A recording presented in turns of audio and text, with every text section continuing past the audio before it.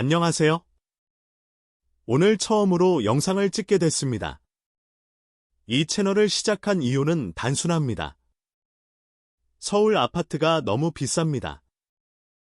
열심히 일하고, 돈을 모으고, 대출을 알아보고, 내가 감당할 수 있는 금액을 계산해 봅니다.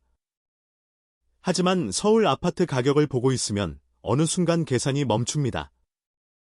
10억, 15억, 20억. 뉴스나 부동산 영상을 보다 보면 이런 숫자가 너무 자연스럽게 나오지만 평범한 사람이 1년에 몇천만 원을 모으는 것도 쉽지 않습니다. 생활비를 써야 하고, 가족을 책임져야 하고, 대출도 갚아야 합니다. 저도 좋은 아파트에 살고 싶었습니다. 관리가 잘 되고, 주차가 편하고, 엘리베이터가 있고, 아이를 키우기 좋은 환경. 누구나 그런 곳에서 살고 싶을 겁니다.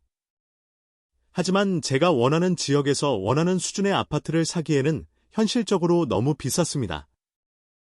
처음에는 저도 계속 계산했습니다. 집값이 떨어지면 가능할까?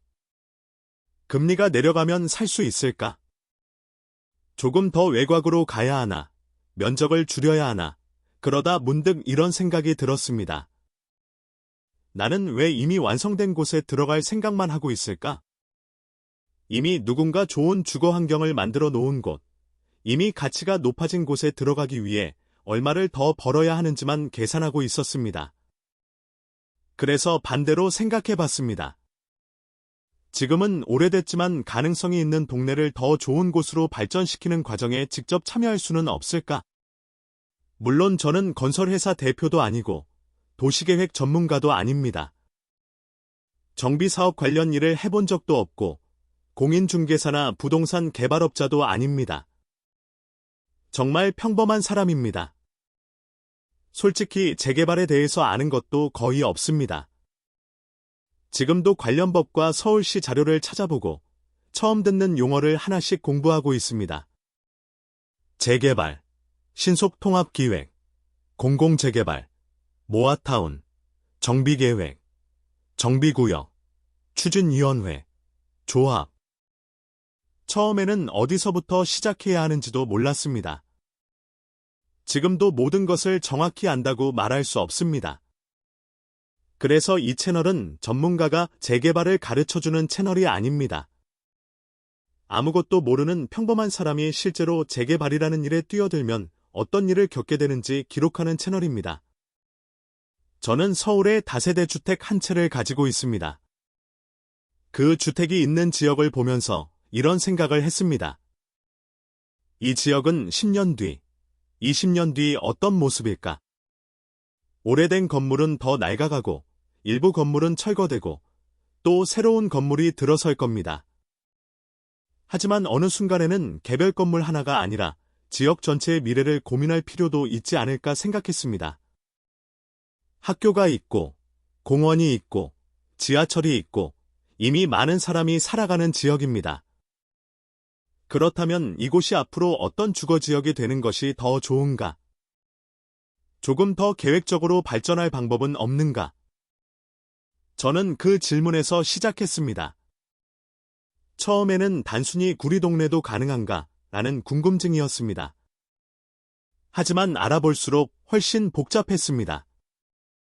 건축물의 노후도, 주택 밀집도, 필지와 건축물 현황, 용도지역, 학교와 공원, 지하철역, 도시계획, 그리고 법과 조례까지 살펴봐야 했습니다.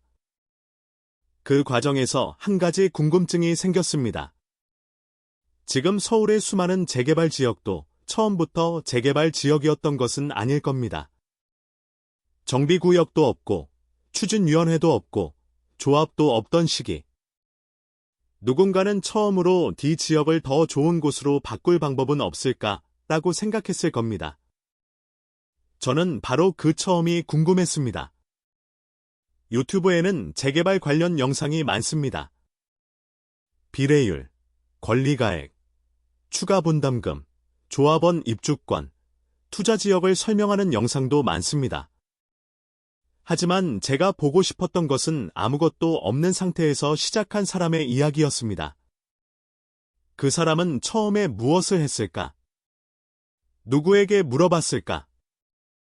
어떤 자료를 찾아봤을까? 어디에 전화했고, 누구를 만났고, 어디에서 막혔을까? 그런 영상은 생각보다 찾기 어려웠습니다. 대부분 어느 정도 사업이 진행된 뒤의 이야기였습니다. 제가 표현하자면 재개발 0단계, 아니 마이너스 1단계부터 기록된 이야기는 거의 없었습니다. 그래서 제가 한번 기록해 보기로 했습니다. 저는 실패할 가능성도 높다고 생각합니다. 제가 생각한 지역이 법적 요건을 충족하지 못할 수도 있고, 행정적인 벽에 막힐 수도 있고, 사업성이 나오지 않을 수도 있습니다. 몇 달 동안 알아보다가 현실적으로 어렵습니다 라는 결론을 듣게 될 수도 있습니다. 그렇게 되면 이 채널도 10편, 5편 만에 끝날 수 있습니다. 몇 년 동안 진행하다가 더 이상 앞으로 나아가지 못할 수도 있습니다. 하지만 저는 그것도 결과라고 생각합니다. 왜 실패했는지, 어디에서 막혔는지, 평범한 사람이 실제로 시작했을 때 어떤 문제가 생기는지 역시 누군가에게는 중요한 정보가 될 수 있기 때문입니다. 제가 1년 동안 헤맨 일을 누군가는 이 영상을 보고 한 달 만에 확인할 수도 있습니다. 이 채널에서는 제가 잘난 척하며 재개발을 설명하지 않겠습니다. 그저 제가 오늘 무엇을 알아봤는지, 누구에게 문의했는지, 어떤 답을 들었는지, 다음에는 무엇을 해야 하는지, 실제로 어떤 문제가 생겼는지를 가능한 한 그대로 남기겠습니다. 시간이 지나면서 저도 조금씩 배우게 될 수 있습니다. 반대로 끝까지 아무것도 이루지 못할 수도 있습니다. 그래도 괜찮습니다. 아무것도 없는 상태에서 누군가 한번 시작해봤다는 기록은 남기 때문입니다. 저는 서울 아파트를 살 만큼 많은 돈이 없습니다. 그렇다고 이미 완성된 좋은 주거지역을 바라만 보고 싶지는 않았습니다. 그래서 다른 선택을 해보려고 합니다. 지금 내가 가진 곳이 더 좋은 주거 환경으로 발전할 방법이 있는지 직접 알아보겠습니다. 성공할지 실패할지는 모릅니다. 하지만 진행되는 동안 제가 직접 보고, 듣고, 찾고, 경험한 것을 최대한 솔직하게 기록하겠습니다. 언젠가 누군가 자기 동네를 보면서 이곳도 더 좋은 곳으로 바뀔 수 있지 않을까 하는 생각을 했을 때 이 채널이 작은 참고자료가 되었으면 좋겠습니다. 성공한 결과가 아니라 아무것도 없었던 처음부터 시작한 사람의 기록. 평범한 사람 한 명이 과연 어디까지 갈 수 있을지 저도 궁금합니다. 오늘이 그 첫 번째 기록입니다. 감사합니다.